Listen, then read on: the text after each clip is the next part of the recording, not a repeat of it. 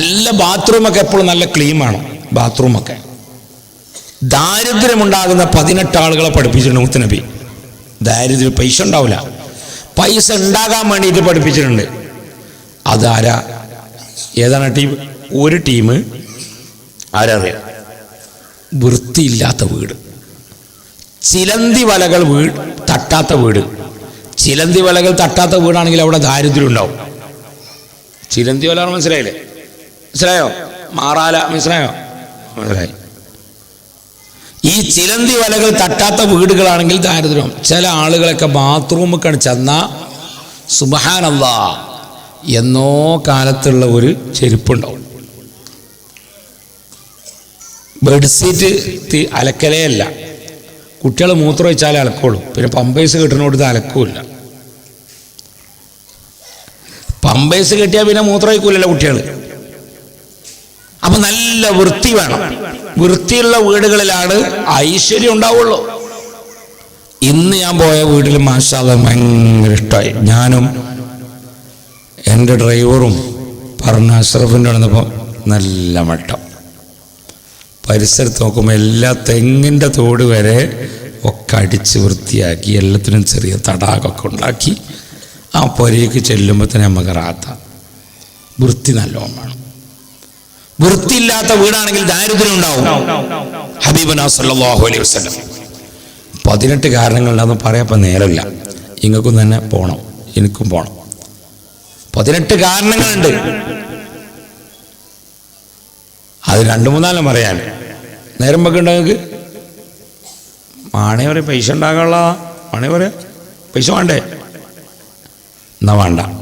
നിങ്ങളെല്ലാവരും ഉഷാറായിട്ട് പറയണമെന്ന് പറഞ്ഞാൽ ഞാൻ 4 പറയും. പറയണോ? ആ, ഒന്ന് നാളെ മുതൽ ഈ പണി എടുക്കണം കേട്ടോ. അല്ലെ വെറുതെ എന്നോട് പറയിച്ചൊരു കാര്യമില്ല. 1, മാതാപിതാക്കൾക്ക് ദുആ ചെയ്യാത്ത മക്കളാണെങ്കിൽ അവർക്ക് ദാരിദ്ര്യം ഉണ്ടാവും. ബാപ്പാക്കും ഉമ്മാക്കും ദ്വാരക്കാത്തോലെ. ഇന്ന് എത്ര ആളുകൾ വാപ്പാക്കും ഉമ്മാക്കും ദ്വാരുന്ന? കൈ പൊക്കണ്ട, വാട്സപ്പിൽ പൊക്കണാല് പൊക്കിയാൽ മതി. 1, മരിച്ച വാപ്പയമ്മയാണെങ്കിൽ മഗ്ഫിറത്തിന് ദ്വാരക്കണം. മരിക്കാത്ത വാപ്പയമ്മയാണെങ്കിൽ മരിച്ചാൻ ദ്വാരക്കണം. അല്ലേ?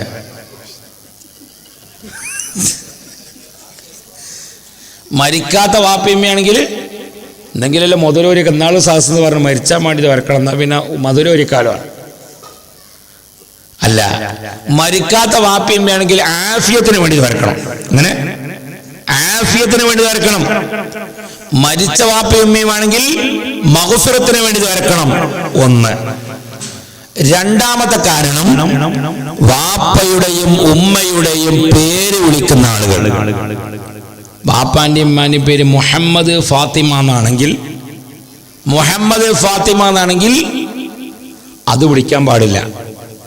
ചെലോല് ഉഷാറായിട്ട് ഫാദർ, മദർ, ആൻറ്റി, അങ്കിൾ. എനിക്ക് കേട്ടൂടത്. ഇംഗ്ലീഷ് മീഡിയമൊക്കെ ഓക്കെ തന്നെയാണ്, ഞാനായിരുന്നു എതിർക്കല. പക്ഷേ ഈ അങ്കിൾ എന്ന് വിളിച്ചാൽ എൻ്റെ ബഹുമാനം നഷ്ടപ്പെട്ടു പോയി. ഇക്കാക്കാന്ന് വിളിച്ചാൽ എന്തൊരു മട്ടുണ്ടത്. ഇത്താത്താന്ന് വിളിച്ചാൽ എന്തൊരു മട്ടുണ്ട്. വാപ്പാന്ന് വിളിച്ചാൽ വാപ്പ ചിലപ്പോൾ നമ്മളെ ടൂർ പറഞ്ഞേക്കണമെങ്കിൽ സ്കൂളിലേക്ക് വാപ്പാനോട് വാപ്പച്ചിയെ അങ്ങനെ പറയില്ലേ, അങ്ങനെ പ്രയോഗമുണ്ട്. വാപ്പച്ചിയെ നിങ്ങൾ ഒരു 1000 റുപ്യ തരും, ഞാൻ പോട്ടെ ടൂർ സ്കൂളിൽ. വാപ്പാന്ന് വിളിച്ചപ്പം കേട്ടിട്ടില്ല. പക്ഷെ വാപ്പച്ചിയെന്ന് വിളിച്ചപ്പോൾ വാപ്പക്ക് ചെറിയൊരു ദയ.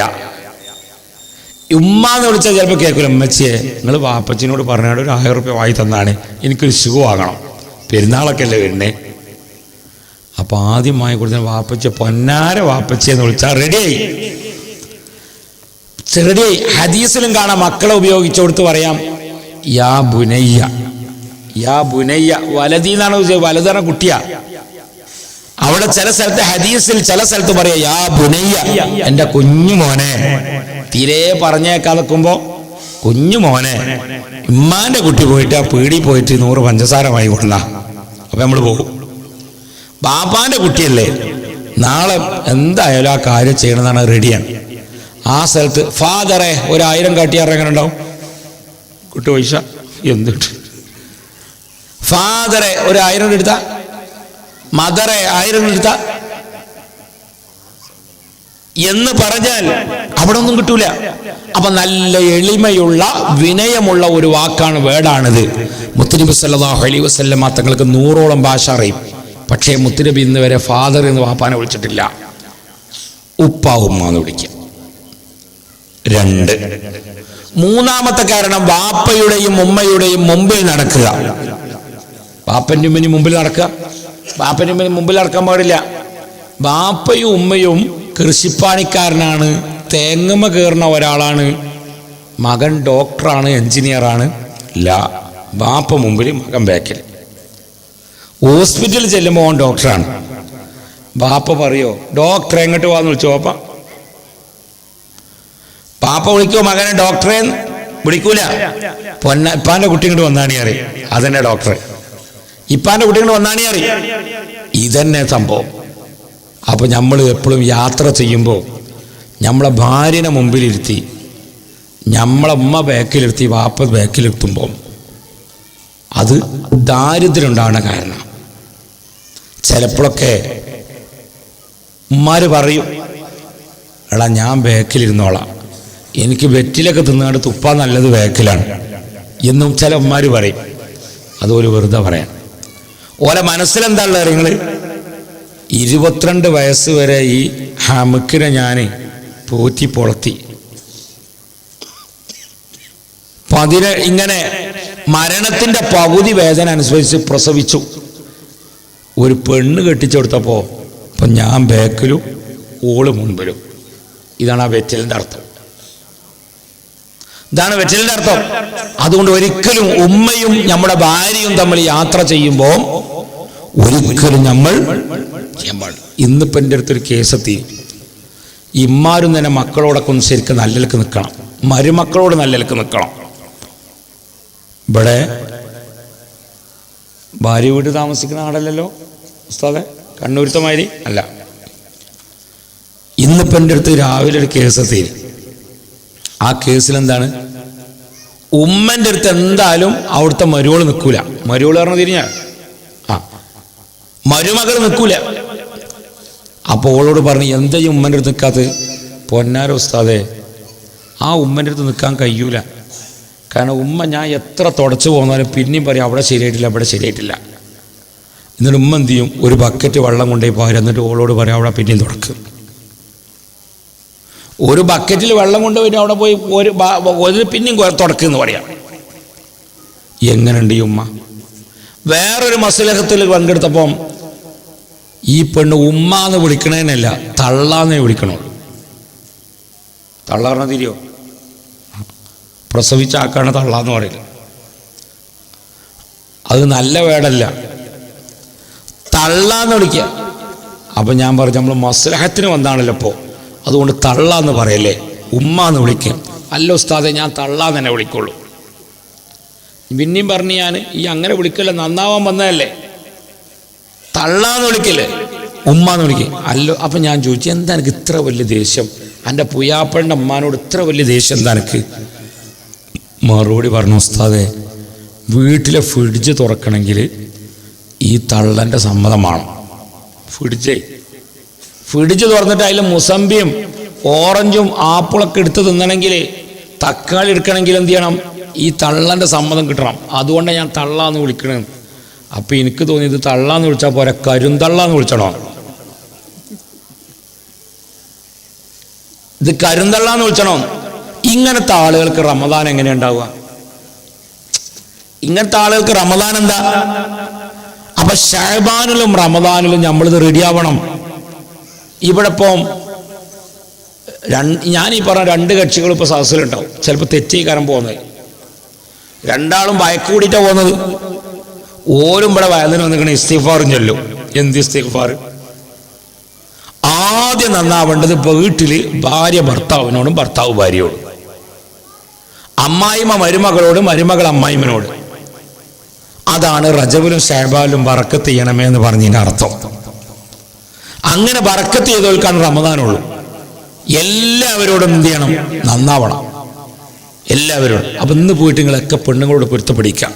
ഫാത്തിമ, ഇന്ന് മുത്തനു തങ്ങൾ പറഞ്ഞു കേട്ടില്ലേ, റജബ് ഷാബാൻ ലാസ്റ്റായി, റമദാൻ മുമ്പിലാണ്.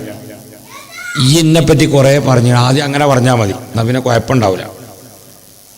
ഈ എന്നെപ്പറ്റി കുറേ പറഞ്ഞിങ്ങനെ. അടുത്തുള്ള ഫാത്തിമാനോട് എന്നെപ്പറ്റി കുറ്റം പറഞ്ഞിട്ടുണ്ട്. നഫീസാനോട് പറഞ്ഞിങ്ങനെ, അനക്ക് ആ ഡ്രസ്സ് കഴിഞ്ഞോടി വാങ്ങി തന്ന എനിക്ക് പറ്റിയിട്ടില്ല, അതിന് കുറേ ജിന്നെപ്പറ്റി മറ്റവരോട് കുറ്റം പറഞ്ഞിങ്ങനെ. ഞാൻ അങ്ങനെ പറഞ്ഞിക്കണമെങ്കിലും പെണ്ണുങ്ങൾ എന്ത് ചെയ്യണ്ട, അങ്ങനെ ഇപ്പം നിങ്ങൾ അറിഞ്ഞതെന്ന് ചോദിച്ചാൽ നിൽക്കണ്ട, എങ്ങനെ പറഞ്ഞതെന്ന് ചോദിച്ചാൽ നിൽക്കണ്ട. അങ്ങനെ കുറേ എന്നെപ്പറ്റി നമ്മൾ 40 കൊല്ലമായി ഒന്നിച്ച് ജീവിക്കണ്, ഇല്ലെങ്കിൽ 30 കൊല്ലമായി ഒന്നിച്ച് ജീവിക്കണ്, ഇല്ലെങ്കിൽ 20 കൊല്ലമായി, അതിൻ്റെ ഇടയ്ക്ക് കുറേ പറഞ്ഞിട്ടുണ്ട്. പക്ഷേ ഇതിൻ്റെ പൊരുത്തം കിട്ടിയിട്ടില്ലെങ്കിൽ എൻ്റെ റമദാനും ശരിയല്ല. മാത്രമല്ല, നാളെ മഹ്ശറിൽ ചെല്ലുമ്പോൾ നരകത്തേക്ക് ഒരു ലൈനുണ്ട്, സ്വർഗത്തേക്ക് ഒരു ലൈനുണ്ട്. ഞാൻ സ്വർഗത്തേക്ക് ഇങ്ങനെ പോകുമ്പോൾ ഈ ഭർത്താവിനെ കുറ്റം പറഞ്ഞതിൻ്റെ പേരിൽ നരകത്തേക്കുള്ള ലൈൻ നിൽക്കുമ്പോൾ 10-50 കൊല്ലത്തോളം നമ്മൾ ഒന്നിച്ച് കിടന്നതല്ലേ. അതുകൊണ്ട് എനിക്കെങ്ങനെ ഇഷ്ടമാവുക നരകത്ത് കിടക്കണത്. അതുകൊണ്ട് എനിക്ക് എല്ലാം പൊരുത്തപ്പെട്ട് തന്നിക്കണമെന്ന് അങ്ങോട്ടാണ് പറയാം. ഓളോട് പറയാ, ഞാൻ എല്ലാം പൊരുത്തപ്പെട്ട് തന്നിട്ടുണ്ട് എനിക്ക്. ബാക്കിലും എല്ലാം പറയാം, ഞാൻ എന്നെപ്പറ്റി വല്ലതും പറഞ്ഞിക്കണേ ഔജ് പൊരുത്തപ്പെട്ടളാണ്. എന്നാൽ പിന്നെ ചപ്പാത്തി മുടങ്ങൂല, മറ്റത് ഓളോട് ആദ്യം എന്താ ചെയ്യുകയാണ്, ഞാൻ എന്നെപ്പറ്റി കുറേ പറഞ്ഞു. ശരിക്കും നേരെ ഓപ്പോസിറ്റാണ് കൂടുതലുണ്ടാവുക. കാരണം നമ്മളാണ് പെണ്ണുങ്ങളെ കുറേ ആക്രമിച്ചത്. പെണ്ണുങ്ങളെ സ്വർണ്ണം എടുത്ത ആളുകൾ എത്ര ആളുടെ ഇവിടെ? കൈയൊന്നും പൊക്കണ്ട. ഭാര്യയുടെ സ്വർണ്ണം എടുത്ത ആളുകളൊക്കെ പെണ്ണുങ്ങൾക്ക് സ്വർണ്ണം, പെണ്ണുങ്ങളേറ്റവും കടാണ്. 10 പവൻ സ്വർണം പെണ്ണുങ്ങൾ എടുത്ത് പുര കയറ്റാനോ ബിസിനസ് തുടങ്ങാനോ കാറ് വാനോ വാങ്ങിയിട്ടുണ്ടെങ്കിൽ ഇന്നത്തെ റേറ്റ് പ്രകാരം 4,70,000 റുപ്യ കട പെണ്ണുങ്ങളേറ്റു. നിങ്ങൾ പെരീക്കാണ് ചെല്ലി കുലുമാല ഉണ്ടാവും. മുത്തനൂർ തങ്ങൾ പറഞ്ഞപ്പോഴാണ് ഇപ്പോൾ റൂട്ട് മനസ്സിലായത്. 4,70,000 റുപ്യ കട. 20 പവൻ എടുത്തോലോ, സുബ്ഹാനല്ലാഹ് 10 ലക്ഷം റുപ്യോളം കടയായി. 40 പവൻ എടുത്തോലോ, വർത്താനം പറയും വേണ്ട.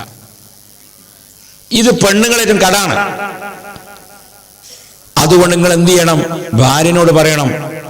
ഭാര്യ മക്കളെയൊക്കെ വിളിച്ചിട്ട് പറയാ, മക്കളെ, ഉമ്മി ഞാനും തമ്മിലൊരു ഇടപാടുണ്ട്. ഞാൻ മരിച്ചു കഴിഞ്ഞാൽ മയമാക്കാൻ്റെ പീടിയിലുള്ള പഞ്ചസാരൻ്റെ ബില്ലുകൾ കൊടുക്കും. കുഞ്ഞാപ്പൂനേറ്റ് മരക്കച്ചവടം ചെയ്തിട്ടുണ്ട്, അതിൻ്റെ പൈസകൾ തീർക്കും. പക്ഷേ എൻ്റെ മുതൽ ഓഹരി ചെയ്യുന്നതിന് മുമ്പ് ഉമ്മൻ്റെ 10 പവൻ ഞാൻ എടുത്തിട്ട് ഈ പുരണ്ടാക്കാൻ കൂട്ടിയിട്ടുണ്ട്.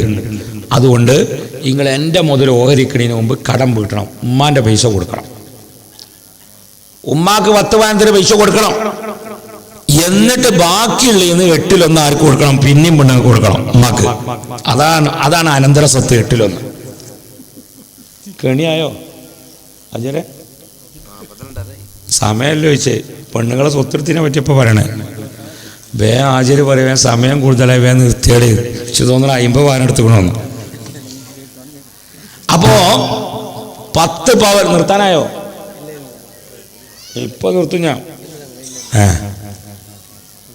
ഇത് നിങ്ങൾക്ക് വല്ലാതെ ജയിച്ചൂല ഈ വയത് അല്ലേ? അപ്പൊ 10 പവൻ സ്വർണം കൊടുക്കണം. അപ്പൊ എല്ലാവരോടും പെണ്ണുങ്ങളോട് പറഞ്ഞ് നമ്മളൊരു അണ്ടർസ്റ്റാൻഡിങ്ങിൽ എത്തണം. മക്കളെ വിളിച്ചിട്ട് പറയാം, എപ്പോ പോണങ്ങൾ. അപ്പോ 10 പവൻ. അപ്പൊ എല്ലാവരും കടക്കാർ. ഇത് കടാണ്. ഇത് ചിലവർക്കൊന്നും മനസ്സിലായിട്ടില്ല, അറിയൂലത്. അതുകൊണ്ട് ഭാര്യയുടെ കടം വീട്ടണം. മരിക്കുന്നതിന് മുമ്പ് തന്നെ നമുക്ക് കയ്യാണെങ്കിൽ ഒരു 10 സെന്റ് സ്ഥലം എവിടെയെങ്കിലും ഉണ്ടെങ്കിൽ ഭാര്യനോട് എഴുതി വെക്കാം, ഇത് അനക്കുള്ള, ഞാൻ എന്നിട്ട് കടക്ക് വീടി റെഡി ചെയ്ത് നിൽക്കണം. അതാണ് നമ്മൾ ആഖിറത്തേക്ക് ഒരുങ്ങുക എന്ന് പറഞ്ഞത്. അപ്പൊ ഇൻഷാ അല്ലാഹ് എല്ലാവരും എല്ലാ അർത്ഥത്തിലും റമദാനെ സ്വീകരിക്കാൻ നമ്മൾ തയ്യാറാവുക. അതാണ് റജബും ശഅബാനും ഉള്ളത്. അങ്ങനെ നമ്മൾ റമദാനിലേക്ക് എത്തണം. 3 കാരണം പറഞ്ഞു. 4ാമത്തെ കാരണം പറഞ്ഞു, രാത്രി ഭക്ഷണം കഴിച്ച പ്ലേറ്റുകൾ കഴുകാതെ കിടന്നുറങ്ങുന്ന വീടുകളിലും ദാരിദ്ര്യം ഉണ്ടാവും. രാത്രി ഭക്ഷണം കഴിച്ച പ്ലേറ്റുകൾ കഴുകാതെ കിടന്നുറങ്ങിയാൽ ആ വീട്ടിലും ദാരിദ്ര്യം ഉണ്ടാവും, പൈസ ഉണ്ടാവൂല. ഈ വെള്ളം ഇനി കുടിക്കാനുള്ള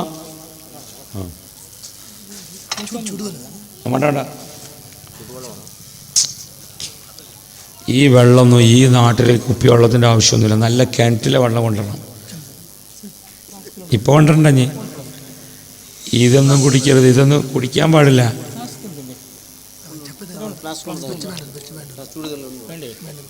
ചൂടുതണ്ണിയൊന്നും കുടിക്കണ്ട. ചൂടുതണ്ണി കുടിക്കാൻ പാടില്ല. ചുടുതണ്ണിയിൽ ഈ വെള്ളത്തിൽ ഒരുപാട് നമ്മുടെ ശരീരത്തിന് ആവശ്യമാകുന്ന ഒരുപാട് അണുക്കളുണ്ട്. ഇതൊക്കെ നമ്മൾ കൊല്ലുകയാണ് ചുടുവെള്ളമാക്കുമ്പോൾ. അപ്പോൾ ഇതുപോലെയുള്ള നല്ല സ്ഥലം, ഇവിടെയൊക്കെ നല്ല നാച്ചുറൽ സ്ഥലമാണ്. ഇതൊക്കെ SOS പ്രസംഗിക്കണ്ട, ഞാനല്ല. ഇങ്ങനത്തെ കുപ്പി കൊടുത്തുന്ന അക്കിമുസ്താനോട് പറയണം, ഞാൻ അക്കിമുസ്താനോട് പറയണം. അപ്പം നമ്മൾ എന്ത് ചെയ്യാൻ പാടില്ല, ഒരു കാരണവശാലും നാച്ചുറൽ സ്ഥലം, ഇവിടെയൊക്കെ നല്ല പ്രകൃതി, നല്ല ഉഷാറുള്ള സ്ഥലമാണ്. ഇവിടെ കിണറ്റിലെ വെള്ളം മുക്കി കുടിക്കുക. ടൗണിൽ ചെല്ലുമ്പോൾ ചൂടുവെള്ളം കുടിക്കുക. ടൗണിൽ ചെല്ലുമ്പോൾ ചൂടുവെള്ളം കുടിക്കുക. കാരണം എന്താ വെച്ചാൽ അവിടുത്തെ വെള്ളമൊക്കെ നമുക്ക് പല കോലത്തിലുമാണ്. അവിടുത്തെ കിണറൊക്കെ ബാത്റൂമൊക്കെ തൊട്ടടുത്താണ്. അപ്പോൾ നമുക്ക് ആ അണുക്കൾ നമുക്ക് ഇല്ലാക്കുക നല്ലത്. അത് എത്തോട്ടെ. ഈ കുപ്പിയെക്കുറിച്ച് നാള് വാട്സപ്പിൽ സംഗതി വന്നിരുന്നു. ഈ കുപ്പിയൊക്കെ പ്രൊഡക്റ്റ് കഴിഞ്ഞിട്ട് പിന്നെ ഇത് കഴുകാതെയാണ് എന്താകുന്നത്, വെള്ളം നിറക്കുന്നത്. അപ്പോൾ ഇതിൽ ഒരുപാട് ഈ പ്ലാസ്റ്റിക് ഉണ്ടെന്നുണ്ട്, ഒരുപാട് കെമിക്കൽ ഇതിൻ്റെ ഉള്ളിലുണ്ട്. കഴുകിയിട്ട് നിറച്ചാൽ ഓക്കെ. അപ്പോൾ അത് ചെല്ലുന്നത് കൊണ്ട് ക്യാൻസർ വരെ വരാൻ സാധ്യതയുണ്ട്. അതുകൊണ്ടാണ് SYS തന്നെ പറയും, നമ്മളെന്താ ഒരിക്കലും പ്ലാസ്റ്റിക്കുകളൊന്നും കടലിലേക്ക് തള്ളരുത്. പുഴയിലേക്ക് പ്ലാസ്റ്റിക്കുകൾ തള്ളിയാൽ ആ പ്ലാസ്റ്റിക്കുകൾ ആര് കഴിക്കും? മത്സ്യങ്ങൾ കഴിക്കും. മത്സ്യത്തിനെ നമ്മൾ കഴിക്കും. അപ്പോൾ നമ്മുടെ വയറ്റിൽ പ്ലാസ്റ്റിക്കുകൾ എത്തിച്ചെല്ലും. അതുകൊണ്ട് ഒരിക്കലും കടലിലേക്കും സമുദ്രത്തിലേക്കും ഒരു പ്ലാസ്റ്റിക് തള്ളരുത്. ഇതിലൊക്കെ ഒരുപാട് കാര്യങ്ങളുണ്ട്. ഇതൊക്കെ മുത്തുനബി സല്ലല്ലാഹു അലൈഹി വസല്ലമ തങ്ങളുടെ സുന്നത്താണ്. ഹുബ്ബുൽ വത്നി മിനൽ ഈമാൻ. രാജ്യത്തിനെ സ്നേഹിക്കുന്നത് ഈമാന്റെ ഭാഗത്തിൽപ്പെട്ടതാണ്. രാജ്യത്തിനെ സ്നേഹിക്കുന്നത് ഈമാന്റെ ഭാഗത്തിൽപ്പെട്ടതാണ്. ഒരാളെയും അക്രമം ചെയ്യാൻ പാടില്ല. നമ്മൾ അയൽവാസി ഹിന്ദു ആവട്ടെ, മുസ്ലിം ആവട്ടെ, ക്രിസ്ത്യാനിയാട്ടെ, ജൂതനാകട്ടെ, കറുത്തവനാകട്ടെ, വെളുത്തവനാകട്ടെ, ആരെയും ആക്രമിക്കാൻ പാടില്ല. നമ്മളെ കയ്യിൽ ഭക്ഷണം ഉണ്ടെങ്കിൽ അവർക്ക് കൊടുക്കണം. ഇതാണ് മുത്തുനബി പഠിപ്പിച്ചു തന്നത്. ഇത് വിവരമില്ലാത്ത ആളുകൾ എന്തെങ്കിലുമൊക്കെ പറയും. വിവരമില്ലാത്തതുകൊണ്ടാണ്. വിവരമില്ലാത്ത ആളുകൾ എന്തെങ്കിലുമൊക്കെ പറയും. എന്നാൽ എൻ്റെ അടുത്തൊരു മസ്ലഹത്തിന് വന്നു, അമുസ്ലിമീങ്ങളാകുന്ന ആളുകളാണ്. അപ്പോൾ ഭർത്താൻ എങ്ങനെ പറഞ്ഞപ്പോൾ, എന്താടാ ഇനി അമ്മനായിട്ടുള്ള പ്രശ്നം എന്ന് ചോദിച്ചപ്പം ഇവൻ പറഞ്ഞു, ഇങ്ങനെ ആ പ്രശ്നം ഇങ്ങനെ പറഞ്ഞുകൊണ്ടിരിക്കുമ്പം അമ്മ പറഞ്ഞപ്പോൾ ഇവൻ ഇങ്ങനെ പറഞ്ഞപ്പോൾ അമ്മ ചിരിച്ചു. ഇവൻ പറയണത് തെറ്റാണ് എന്നുള്ളവർക്ക് ഇമ്മ ചിരിച്ചതാണ്. അപ്പോൾ ഇവൻ പറയാണ്, വിളിച്ചല്ലേ. ആരോട്? അമ്മനോട്. വിളിച്ചല്ലേ. ഞാൻ അപ്പം പറഞ്ഞു, എടാ അമ്മനോട് വിളിക്കല്ലേ എന്ന് പറയാൻ പാടുണ്ടോ? അതാണ് എൻ്റെ ഏറ്റവും വലിയ പ്രശ്നം. അതുകൊണ്ട് ഒരിക്കലും പറഞ്ഞിട്ട് ഞാൻ പറഞ്ഞു, നിങ്ങൾക്കും വേണം ഒരു മദ്രസാറിനെയാണ്. മദ്രസയിൽ പോയാൽ അമ്മനോടും ബാപ്പനോടും അച്ഛനോടും അമ്മനോടൊക്കെ എന്താ പറയേണ്ടത് പഠിപ്പിച്ചു തരും. അപ്പം അതുകൊണ്ട് പ്രിയപ്പെട്ട മുഅ്മിനീങ്ങളെ നമ്മൾ നല്ലോണം ശ്രദ്ധിക്കണം.